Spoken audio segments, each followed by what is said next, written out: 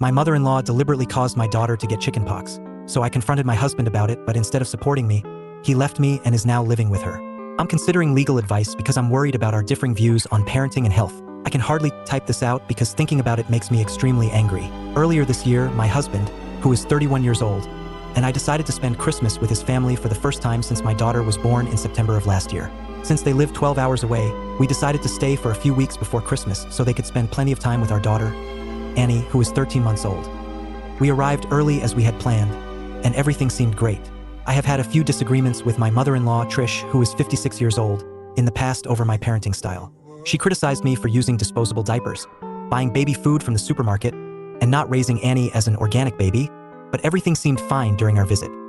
After a day or two of settling in, my husband and I decided to pick up a few gifts from a mall that is approximately 1 hour away before the last-minute rush kicked in. My father-in-law, who is 60 years old, tagged along. Trish stated she was happy to take care of Annie while we were out. We returned a few hours later, and I found Annie down for a nap on a blanket I did not recognize. Trish informed me that one of her friends had dropped by and gave it as an early Christmas gift. The blanket appeared to be quite old and worn, but I figured one of her hippie friends was simply recycling it. The following 2 weeks were fine, aside from Trish making it a point to prepare meals for Annie from scratch. I mentioned this to my husband, and he advised me to let her be. Annie mostly mushed the food Trish provided with her hands and threw the bowls on the floor, which is typical behavior for her at this age. Trish insisted it would take her a while to get used to nutritious meals. I was becoming increasingly frustrated with her meddling, but since it was only for a few weeks, I decided to let it slide for the sake of the holidays. The day after Christmas, Annie was exceptionally unsettled and could not stop fidgeting and crying. I took her temperature and discovered that she had a fever, so I kept an eye on her for the next few days, and thankfully it started to decrease. However, this morning, she began to develop a rash and blisters on her arms and legs, and I started to panic.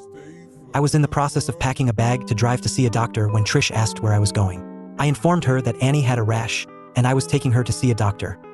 Trish responded with a peculiar smug smile and told me there was nothing to worry about. When I inquired what she meant, she stated without even looking at Annie that what she had was simply chickenpox. I asked her how she could possibly know that, and she casually admitted that one of her friend's grandchildren had chickenpox a few weeks ago, so she requested them to wipe a blanket over the child's arms, legs, and face and bring it to her house. At this point, I could hardly believe what I was hearing, so I asked if that blanket was the gift Annie had been sleeping on. Trish confirmed that it was. I completely lost my composure. To be honest, I do not really remember what I said because I had been awake most of the night for 2 days checking on Annie. I unleashed my frustration on Trish, demanding to know what was wrong with her. My husband and father-in-law came in an attempt to calm the situation down, but Trish stood her ground and claimed that chickenpox was the best and most natural thing for Annie to build up her immunity. I already have a vaccination schedule in place with my pediatrician, and she was scheduled to receive her chickenpox vaccination at 18 months. We drove to see the doctor, and he confirmed that she indeed had chickenpox. He advised me that I would have to cut Annie's nails short and might have to tape socks on her hands while she sleeps because young children can scratch until they bleed, which can result in scarring. On the drive back, my husband began making excuses for Trish, claiming that she was only doing what she thought was best. I could not believe he was defending her, and we argued for most of the way home until I told him to stop speaking to me. Annie has been scratching incessantly, and I just had to tape socks over her hands. Trish attempted to speak to me when we returned home, but I told her to get out of my sight. We were supposed to stay until Wednesday, but I just finished packing our belongings so we could leave first thing in the morning. I am so angry that I can hardly think. Whenever I hear Trish moving around in the kitchen, my heart starts beating faster, and I feel an overwhelming urge to confront her. I do not ever want to see her again or allow my daughter to see her again. What can I say to make her and my husband realize the enormity of what she has done? I do not believe I can speak coherently to them until Annie gets better. I woke up first thing the next morning and began packing our belongings into the car. Once I opened it up, I kept the keys in my pocket since I was going in and out. Usually, we use my husband's set and leave my set in my bag. While I was packing, he sat in the kitchen with Trish and my father-in-law, having coffee and chatting as if nothing was wrong.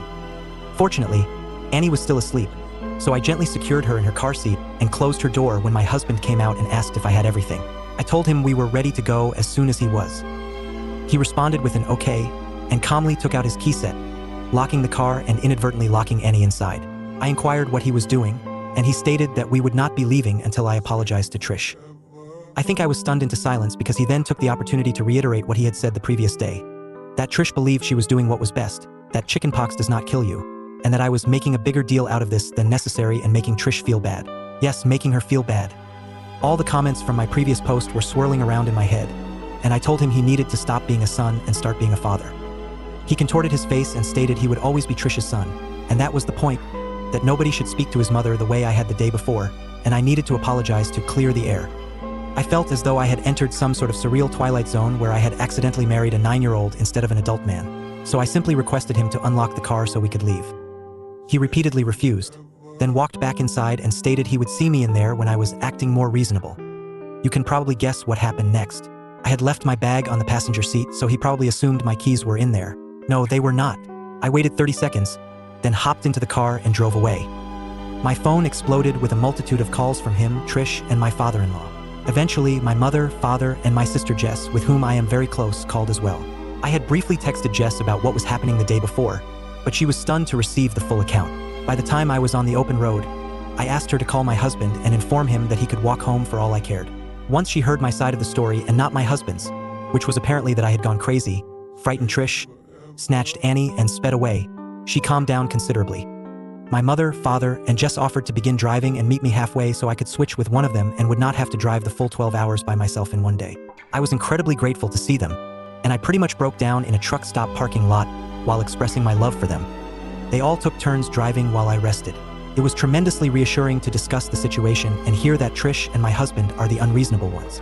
Once we returned home, I stayed at my parents' house overnight, and they assured me I could remain as long as I needed. The next few days were quite tense. I was awake most of the night ensuring that Annie did not scratch, which she did anyway, somehow, and it seemed like she just cried and cried until she was exhausted. She has 5 scars on her face and several others on her arms from scratching. I understand that appearances should not matter, but I am infuriated that her skin is now marked for life over something so ridiculous. This entire situation is something I never expected to happen. I answered one of my husband's calls only to have him launch into a rant about how he did not recognize this person I had become, so I hung up on him. He was scheduled to return for the start of the work year, which I was not looking forward to, but I figured we could manage as long as Trish remained 12 hours away. Then, at approximately 11 o'clock in the evening one night, I received a very brief and formal text from my father-in-law via my husband's phone, stating that Trish had developed shingles and was in the emergency room, that my husband was staying there to care for her, and that he would work remotely from their house once the year started back up. My husband has been there for the past few weeks attending to Trish's every whim. I am certain she is putting on an Oscar-worthy performance of being helpless, and I have had a few questions thrown at me regarding when I am going to apologize. I told my husband that I was not going to discuss this until he returned home, and he told me that he would likely remain with Trish for a while longer. I am just at a loss as to how to respond and when he will be home. Am I being unreasonable in wanting him to acknowledge how irresponsible Trish was in exposing my daughter to chickenpox? Am I being unreasonable for being furious with him for putting his mother's needs before Annie's health? I am seriously considering getting a lawyer because I am worried that he does not share my views on what is appropriate or healthy for our daughter, and that I will have to leave him. Moving on to the next story. My husband secretly learned to finger knit and started making me a blanket after I joked about wanting one. He tried to keep it a surprise, but I found it out. My husband, who is 34 years old, and I, who am 33 years old, welcomed our first baby into the world back in June of last year.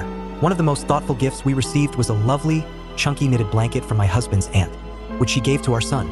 The blanket is incredibly soft, and I have made multiple comments about how I would like to find a full-size blanket just like it because it is so cozy. I even find myself feeling a little jealous of my baby for having such a delightful blanket. This past weekend, my husband mysteriously snuck off to the store. He refused to disclose where he was going or why, but later I discovered a plastic bag with the logo of a local crafting store. That evening, my husband expressed that he would like to have an hour of alone time every night after our son goes to sleep. He emphasized that he did not want to be disturbed during this time, but he reassured me that if I needed him, I could call or text him. I agreed to this arrangement because we are both adjusting to having very little me time since the birth of our son. Last night, during his designated alone time, our son began to cry. I checked the baby monitor and noticed that he had simply lost his pacifier and was settling back to sleep. However, the baby monitor also displays part of our son's room, not just his crib. In the corner of the room, I saw my husband sitting on the floor with a collection of chunky yarn in front of him. I turned up the volume and heard that he was watching a YouTube video on how to finger knit. This sweet man is making me a blanket. He absolutely loves surprising me but is not very good at keeping secrets. I have a feeling that he is going to slip up and accidentally mention something about the blanket at some point. I plan on acting clueless so that I can still be surprised when he finally presents it to me. I love him so much, and I am delighted that he is learning a new skill just so I can have a custom blanket. Brief backstory, I recently posted about how I checked the baby monitor while my son was sleeping and saw my husband sitting on the floor of our son's room finger knitting a blanket for me after I made a comment about wanting a chunky blanket. My sweet husband eventually broke down. He kept on mentioning that he was working on a surprise for me. I would occasionally ask what this mysterious project was, and he would respond with a cheeky smile and say, "I can't tell you." This playful exchange eventually evolved into him repeatedly telling me that keeping the surprise was really difficult and that he wanted to just spill the beans. I kept encouraging him, saying, "No, you have kept it a surprise for this long. You can keep going." However, one day after dinner, he decided he could not contain his excitement any longer. He revealed the blanket to me. It was only about 1/4 completed, but it was lovely. The yarn was incredibly soft and in my favorite color. I could tell he had dedicated a lot of time to it because of the consistency of all the loops. Even in its unfinished state, it was perfect. He explained that he had been moving the project around to different hiding spots, but since our house is very small, it was only a matter of time before I stumbled upon it. He mentioned that he had run out of yarn and asked if I would like to pick out another color to add to it. I happily agreed, and we turned this into a little date. We enjoyed lunch together and then strolled around the craft store, where I chose a complementary color to the one he had selected. Although he hasn't had much time to work on the blanket over the last few days, he assured me that it would be finished by my birthday. I will post a picture of the blanket when it is completed. For now, I am immensely impressed with how long he managed to keep it a secret, and I am thrilled to receive my very first handmade blanket. Thanks for watching. If you enjoyed this video and want to hear more interesting stories and perspectives, make sure to hit that subscribe button, give this video a thumbs up, and share it with your friends. Don't miss out on more interesting videos. Click the video on your screen to check out my previous interesting content. And I'd love to hear your thoughts, so drop a comment below. See you in the next video.